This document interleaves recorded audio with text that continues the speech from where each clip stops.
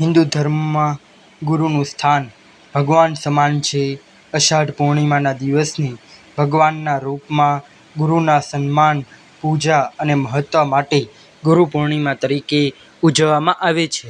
કારણ કે તે વેદ વ્યાસની જન્મ જયંતિ છે, તેને વ્યાસ પૂર્ણિમા પણ કહેવામાં આવે છે. જુલાઈમાં ગુરુ પૂર્ણિમાની તારીખને લઈને લોકોમાં મૂંઝવણ છે. જો તમે પણ મૂંઝવણમાં છો કે ગુરુ પૂર્ણિમા 20મી જુલાઈએ છે કે 21મી જુલાઈએ, તો અમે તમને જણાવી દઈએ કે આ વર્ષે ગુરુ પૂર્ણિમાનો તહેવાર 21 જુલાઈ રવિવારના રોજ ઉજવવામાં આવશે. પૂર્ણિમા તિથિ શનિવાર 20 જુલાઈ 2024ના રોજ સાંજે 5:59 થી શરૂ થશે, જે બીજા દિવસે 21 જુલાઈ 3:46 સમાપ્ત થશે. ઉદય તિથિ માન્ય હોવાથી અષાઢ પૂર્ણિમા અથવા ગુરુ પૂર્ણિમા 21મી જુલાઈએ ઉજવવામાં આવશે. આ વર્ષે ગુરુ પૂર્ણિમાના દિવસે અનેક યોગ બનશે અને આ દિવસે સર્વાર્થ સિદ્ધિ યોગ, રવિ, પ્રીતિ અને વિષ્ણુ યોગ પણ બનશે. પૂજાનો શુભ સમય સવારે 7:19 થી બપોરે 12:27 સુધીનો રહેશે. ચંદ્રોદયનો સમય રાત્રે 7:38 છે.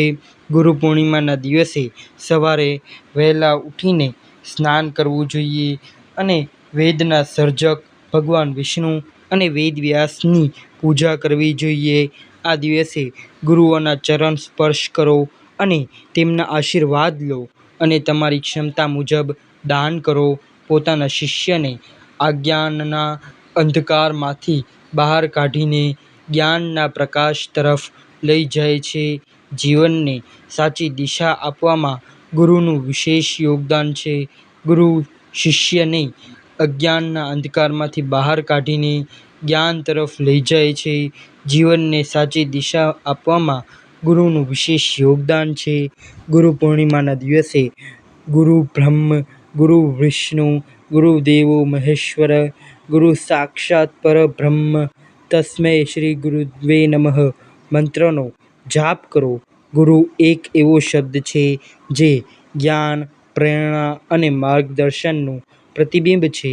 ગુરુઓએ છે અંધકારમાં પ્રકાશ લાવે છે, અજ્ઞાનને દૂર કરે છે અને જીવનનો સાચો માર્ગ બતાવે છે. ગુરુ પૂર્ણિમા, જેને વ્યાસ પૂર્ણિમા અને વેદ પૂર્ણિમા તરીકે પણ ઓળખવામાં આવે છે, એ હિન્દુ ધર્મનો એક મહત્વપૂર્ણ તહેવાર છે.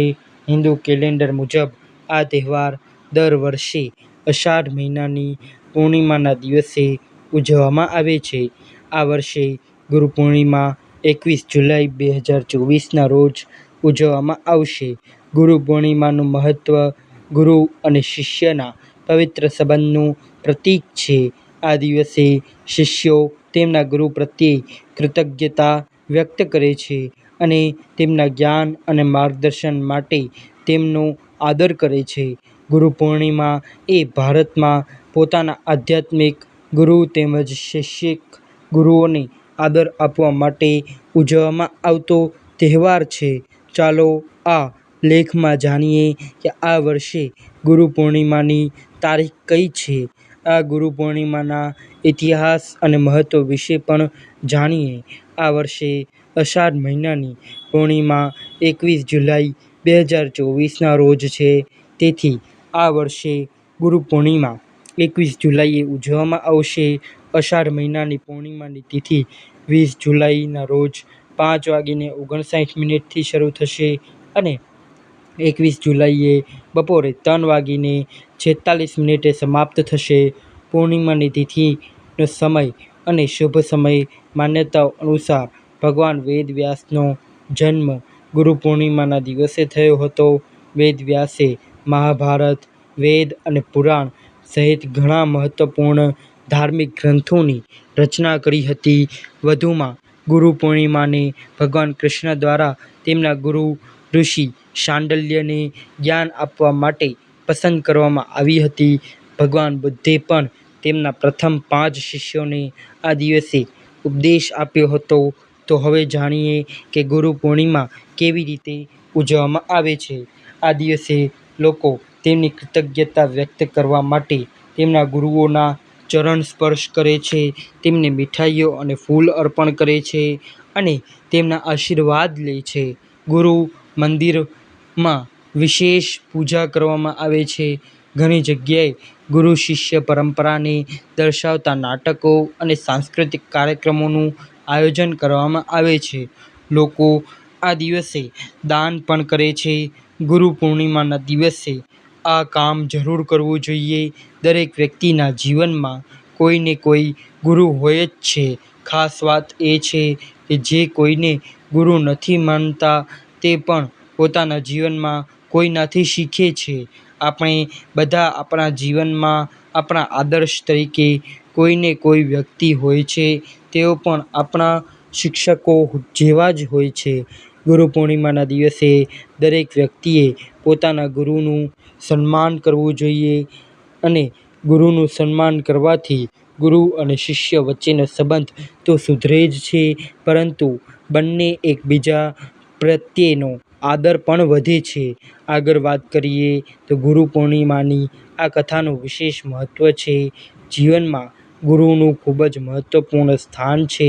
આપણા શાસ્ત્રોમાં એવું પણ કહેવામાં આવ્યું છે કે ગુરુ વિના ભગવાન પણ મળી શકતા નથી. તેનું મહત્ત્વ તમને આ વાર્તા દ્વારા જાણવા મળશે. આપણા બધાના જીવનમાં ગુરુનું સ્થાન સૌથી મહત્ત્વપૂર્ણ માનવામાં આવે છે. તેમના દ્વારા જ આપણે બધું સારું કામ કરી શકીએ છીએ અને લોકો સામે આપણી પ્રતિભા દર્શાવી શકીએ છીએ. આપણા શાસ્ત્રોમાં એવું પણ કહેવામાં આવ્યું છે કે ગુરુ વિના તમે ભગવાનને શોધી શકતા નથી. સનાતન ધર્મમાં ગુરુનો મહિમા જુદી જુદી રીતે વર્ણવવામાં આવ્યો છે. તેથી અષાઢ શુક્લ પૂર્ણિમાના દિવસે ગુરુ પૂર્ણિમાના તહેવારની ઉજવણી કરવામાં આવે છે. આ દિવસે દરેક વ્યક્તિ પોતાના ગુરુની પૂજા કરે છે, પરંતુ આ તહેવાર મહર્ષિ વેદવ્યાસના જન્મ તરીકે વિશેષ અવસર પર ઉજવવામાં આવે છે. તેની વાર્તાનું પણ વિશેષ મહત્ત્વ છે, જે તમારે પણ જાણવું જોઈએ. તો ચાલો સાંભળીએ ગુરુ પૂર્ણિમાની વાર્તા. ગુરુ પૂર્ણિમાના તહેવારની ઉજવણી પાછળનું મુખ્ય કારણ મહર્ષિ વેદવ્યાસનો જન્મ છે. મહર્ષિ વેદવ્યાસ ભગવાન વિષ્ણુના અંશ તરીકે પૃથ્વી પર આવ્યા હતા. તેમના પિતાનું નામ ઋષિ પરાશર અને માતાનું નામ સત્યવતી હતું. તેમને બાળપણથી આધ્યાત્મિકતામાં ખૂબ જ રસ હતો. તેને પૂર્ણ કરવા માટે તેને માતા પિતા સમક્ષ ભગવાનના દર્શનની ઈચ્છા વ્યક્ત કરી અને જંગલમાં તપસ્યા કરવા લાગ્યા. પરંતુ તેની માતાએ આ ઈચ્છા નકારી કાઢી હતી. મહર્ષિ વેદવ્યાસે તેની માતાને આ માટે આગ્રહ કર્યો અને તેમની વાત સ્વીકારી લીધી. પણ તેણે આદેશ આપ્યો કે તમે ઘરે પાછા ફરો ત્યારે અમારી પાસે પાછા જરૂર આવજો. આ પછી વેદવ્યાસ તપસ્યા માટે જંગલમાં ગયા અને ત્યાં તેમણે કઠોર તપસ્યા કરી. આ તપસ્યાના પરિણામે તેમણે સંસ્કૃત ભાષામાં પ્રાવીણ્ય મેળવ્યું. જે પછી તેમણે 4 વેદોનો વિસ્તાર કર્યો. મહાભારત, 18 મહાપુરાણ અને બ્રહ્માસ્ત્રની રચના કરી. તેમને વરદાન મળ્યું. એવું કહેવાય છે કે મહર્ષિ વેદવ્યાસ આજે પણ કોઈને કોઈ સ્વરૂપે આપણી વચ્ચે બિરાજમાન છે. તેથી હિન્દુ ધર્મમાં વેદવ્યાસને ભગવાન તરીકે પૂજવામાં આવે છે. આજે પણ વેદનું જ્ઞાન મેળવતા પહેલાં મહર્ષિ વેદવ્યાસનું નામ સૌથી પહેલાં લેવામાં આવે છે.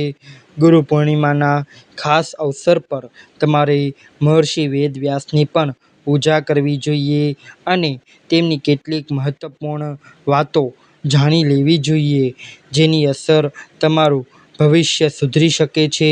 આશા છે કે તમને અમારો આ વિડીયો ગમ્યો હશે.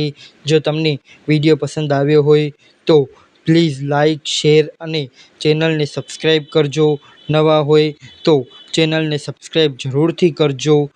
મળીએ એક નવા વિડીયોમાં. ત્યાં સુધી બધાને પોતપોતાના ગુરુની જય. જય શ્રી કૃષ્ણ. ધન્યવાદ.